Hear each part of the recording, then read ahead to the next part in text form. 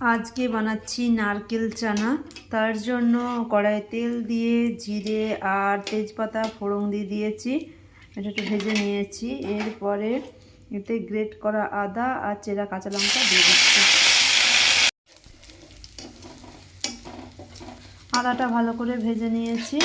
এরপরে এতে কুচনো টমেটো দিয়ে দিচ্ছি। এর সাথে দিচ্ছি অল্প নুন, হলুদ, রোস্টেড জিরে আর ধনে গুঁড়ো, চাট মশলা আর কাশ্মীরি লঙ্কার গুঁড়ো সব একসঙ্গে দিয়ে মশলাটা ভালো করে এগুলো কষিয়ে নেব। মশলাটা ভালো করে কষিয়ে নিলাম। এরপরে এতে ড্রাই নারকেল দিয়ে দিচ্ছি, আর একটু ভালো করে মশলাটা নেড়ে নেব। মশলাটা আমার ভালো করে ভাজা হয়ে গেছে।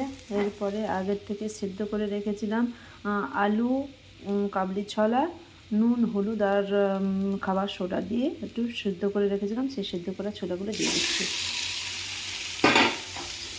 ভালো করে একটু কষিয়ে নিচ্ছি।